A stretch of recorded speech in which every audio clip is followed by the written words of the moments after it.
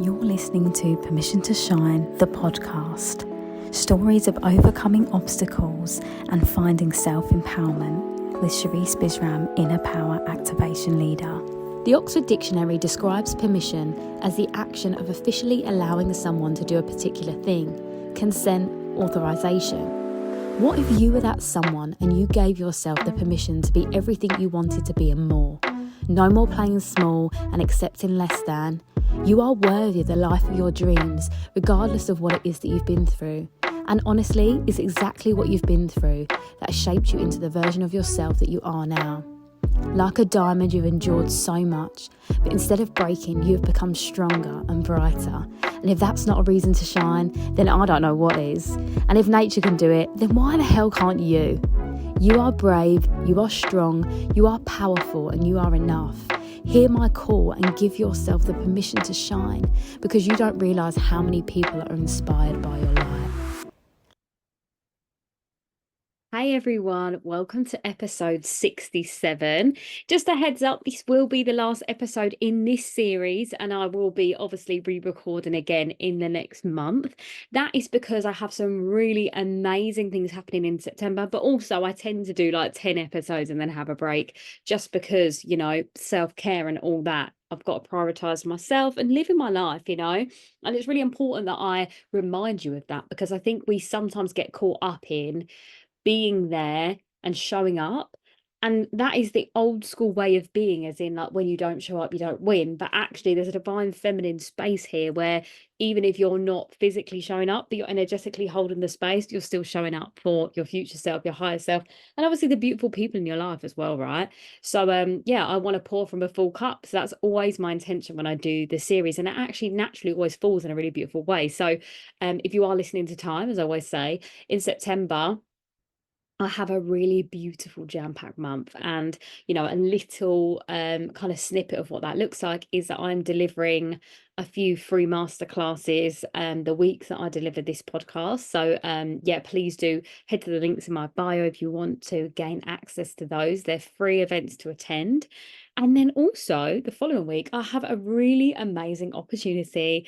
It's a full circle moment for me because I'm going to LA. And if you have been with me since the start of my journey, when I started the podcast, the blogs, and all of the things, that was like 2021 or something crazy. I was planning to move to LA in the lockdown. So, and obviously it wasn't supposed to be the lockdown. So 2020, I had my flights booked to go to LA, and I was going to, yeah, move there as a professional dancer. And then obviously I didn't get to do that because of the pandemic. And I just kind of convinced myself at the time that it wasn't the right move. And I still stand by that. I don't think it was the right move for me then. I'm now curious and wonder if it is the right move for me now. So I'm kind of going very open-minded for that possibility and that opening. I haven't actually said that out loud yet. So that's yeah, something that's just fallen out of my mouth. So there we go. Your higher self is talking to you always. So you have to listen. So that's me then taking note of that for myself. But also really wonderful that I'm going on a retreat in LA, but I'm also going to be teaching on that retreat. So I'm so grateful to be able to go out to LA now in a full circle moment, to be able to see how far I've come, and the fact that the last time I went to LA was 2019. I was in the peak of burnout. My dance career was going amazingly. I was soaring, but in the inside, I was numb. And I think that going there now, feeling how I feel, all of my channels open, all of my energy open, I'm going to receive some beautiful wisdom. And anyone that knows about astrocartography, it's basically astrology, but using the world map. Now, and every line, so if you imagine a map, and every single line on that map is a planet. So if you think about like a chart, like there's planets along the top and along the side, and these lines cross over across your whole world, right? And it's everyone's is different. My moon line is right next to LA, so close, and it goes through some of the states in America. So it'll be really interesting to kind of visit them at some point and just see where if it's relevant. If for some reason like Alaska and like places like that I've got really strong connection with, and I don't like the cold weather, so I wonder why that is.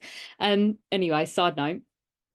But yeah, my moon line runs next to LA. So I'm imagining that my intuition's going to be heightened, downloads and that feminine energy activated. So I'm so excited to go back there. And I fully manifested this trip. I cannot even tell you. And the beautiful thing is, the whole summer, as I said to you, I really surrendered to rest and to being in my feminine, and I enjoyed every moment of it. And I noticed as I entered September, there was a bit more masculine energy, a little bit of force. And I was like, I don't know how this dance feels, but I'm honoring the fact that I still want to lead in my feminine energy. And when we do that, we are truly surrendering. Like, we're truly, truly surrendering when we're just trusting fully, but also taking that aligned action. And it's a constant dance that we're doing. It shouldn't feel stressful though. It shouldn't feel like you've got to remember all the steps and there's a lot for that. It should be a dance of like, your favorite songs on and you're just moving. You're just moving and grooving. There's dips, there's parts where you can go a bit more full out, and there's parts where you can just chill out. And yeah, that is the beauty of life. And I did have a conversation with someone today, and she was just saying to me, "Oh, I don't think it's supposed to be easy though, because we're learning lessons." And I said, yeah, I agree with you. Like, there's supposed to be hard parts because we have to learn from them, but the learning and going through the journey gets to be easy, because the more we do something, the more we trust ourselves. Therefore, even if it feels shadowy or scary, we know that regardless, we're going to be okay. And I really want to reiterate that, because I want you to know that the universe 100% always has your back. You are never in the darkness.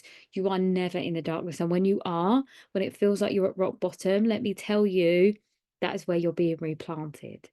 You may have heard that saying before, but the seed goes into the darkness and then sprouts up when the time is right. Once it has been nurtured, once it has been, soaked up the nutrients that it needed and the rest that it needed in order to be able to come into the light. So I want you to remember that if you are in a dark space right now, that is exactly what is happening for you. And it's even, when we talk about the metamorphosis of the caterpillar to the butterfly, there's the cocoon phase. You have to go into the dark to appreciate the light, because if everything was always good for you, if you were always, thriving and abundant and living life to the fullest without any form of hardship or difficulty, you wouldn't appreciate it.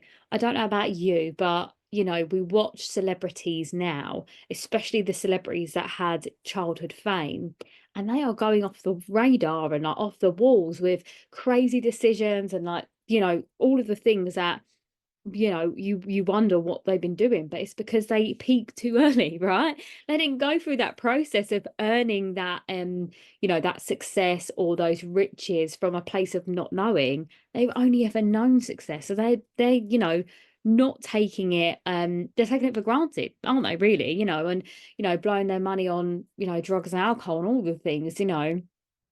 So I just feel like it's a really important thing to remember, that you don't want to be someone that, yeah, it's always, maybe, I don't know. I don't know what I'm trying to say here, but I guess what I'm trying to say is, if everything was always good all of the time, you wouldn't, one, learn anything, and two, you wouldn't grow from it. And that's the thing, right? When we are too comfortable, we don't grow. So there needs to be an element of something that feels a little bit uncomfortable to push you through it. But when you get comfortable with being uncomfortable, that's the easy part. And I just wanted to reiterate that. But that isn't what I wanted to talk about with you today. What I wanted to talk about was maybe something that is uncomfortable for you: commitment. Yes, I did go silent there on purpose. Commitment is something that I have so many people in my life talk to me about, whether it's commitment to themselves, commitment to a partner, or partners being committed to them, whether it be that you are constantly meeting people, dating people that can't commit to you. You've got friends that are wishy-washy and inconsistent or flaky. Maybe your job keeps offering you promotions and then you never get them. All of that is a sign of, commitment. And all of it stems down to the commitment you have to you. Because as I always say, we are a mirror to our universe, right? So how we feel about ourselves internally is what is projected outwardly. And I say that all the time, you know. So I want you to really take account of where you are right now in your life and, ask yourself, how committed am I to myself, my goals, my aspirations, but also to my boundaries? Do I know my boundaries? Do I know my values?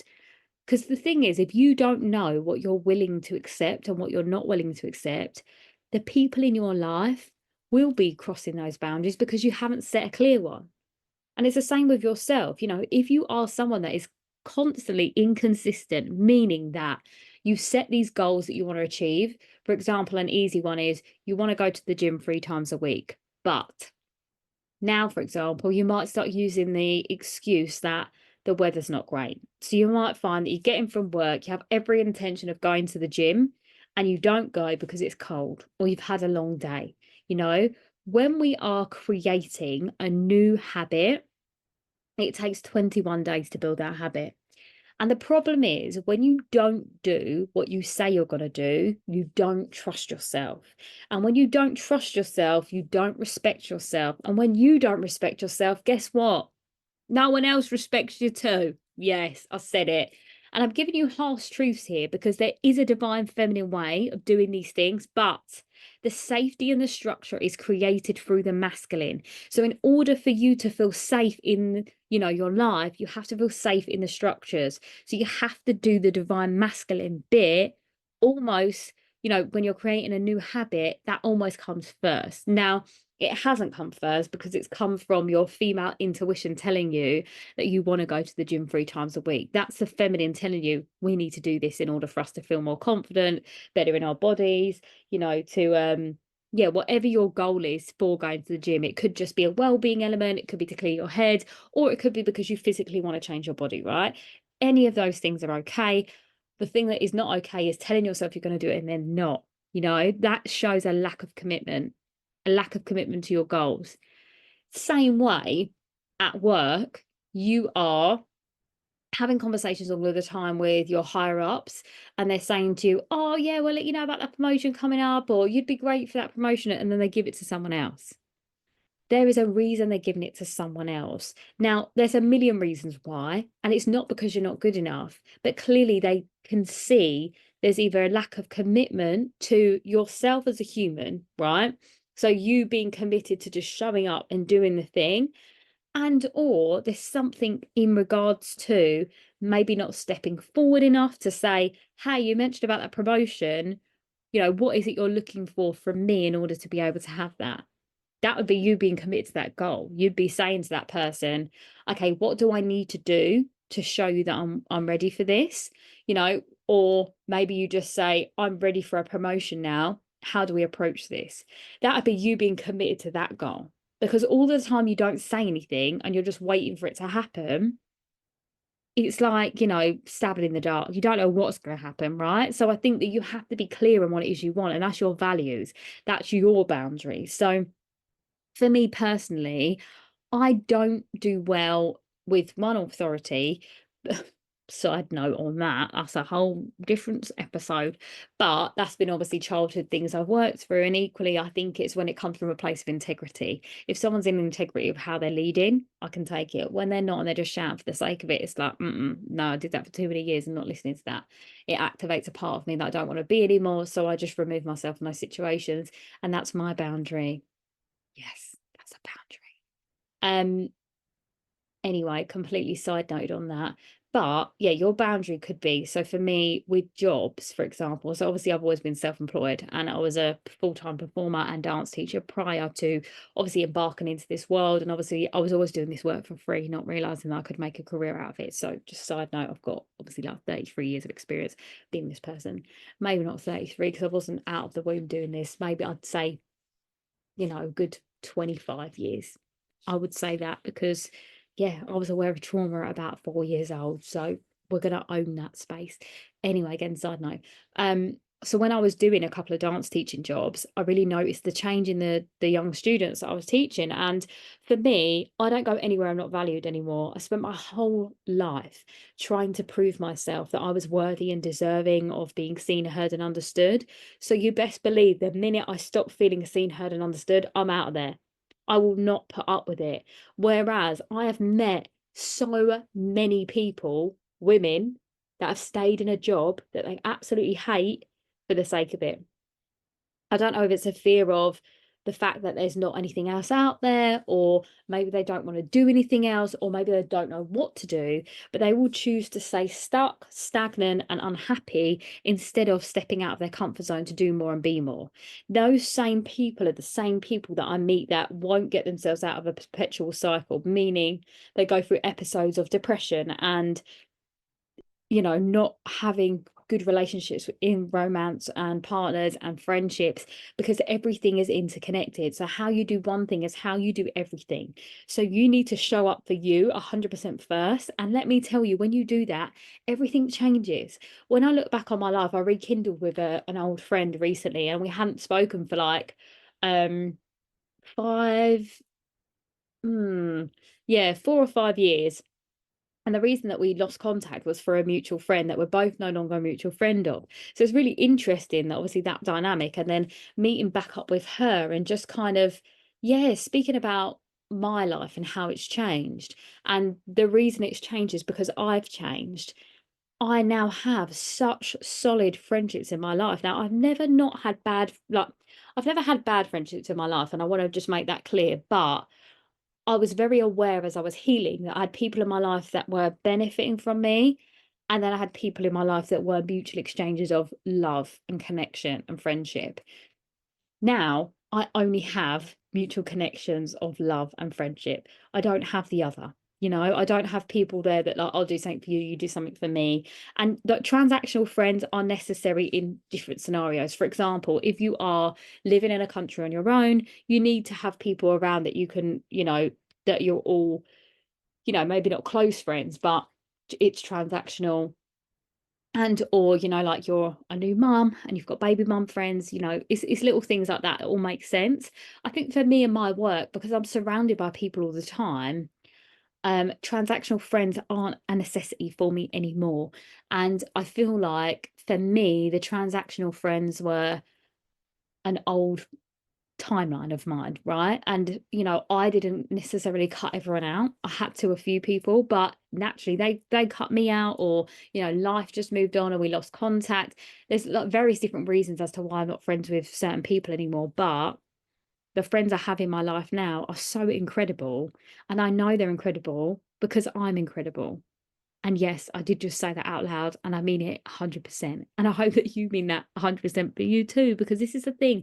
If you're listening to this not feeling incredible, that is a sign that something needs to be done about it. And this is where we make these declarations to ourselves that we need to keep. And only you can control that part. You cannot control anything in your life apart from your decisions.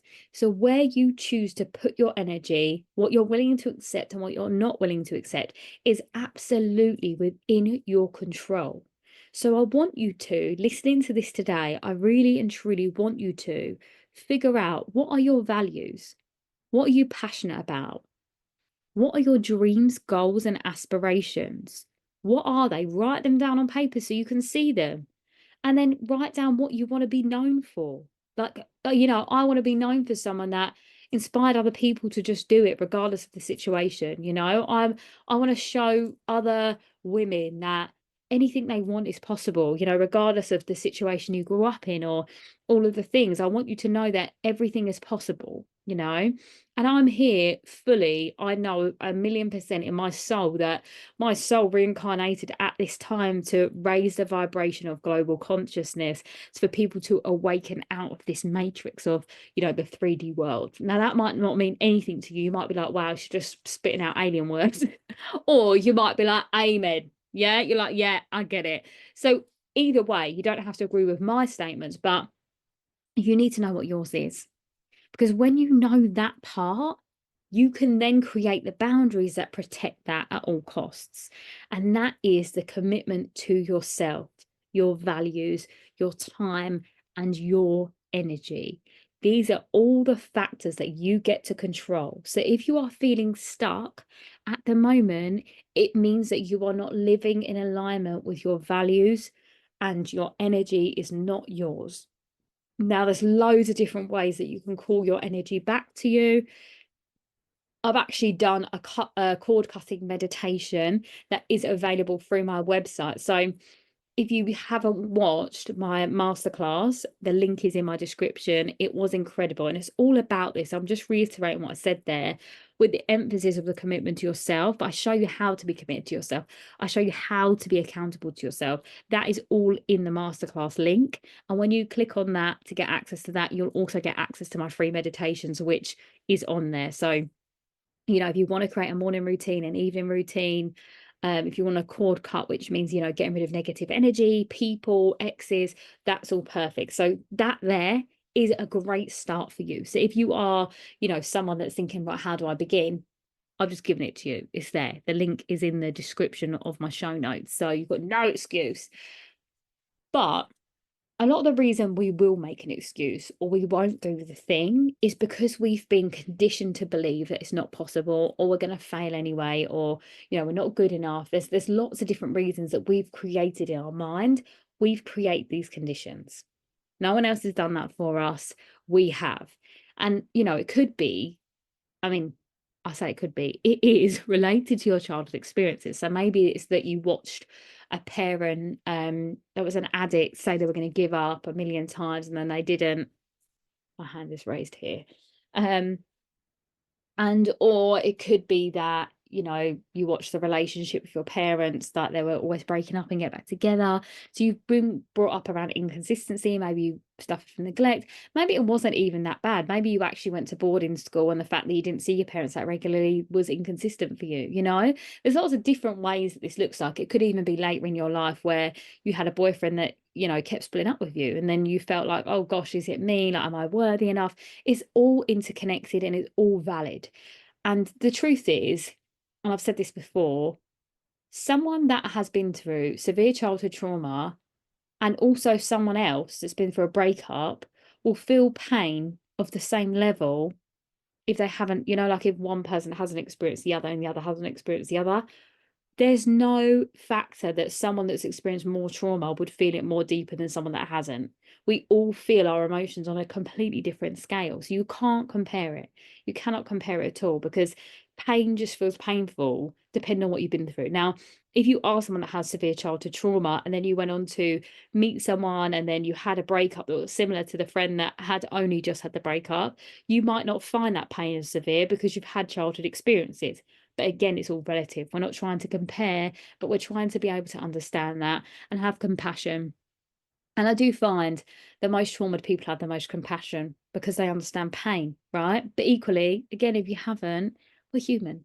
And if you're in your feminine bag, which I hope most of you are, or trying to get to, that's where the compassion lies. That's where the empathy lies. And that's where this beautiful age of Aquarius is really sending us. Like if you're watching the social media platforms at the moment, it really is the rise of the people.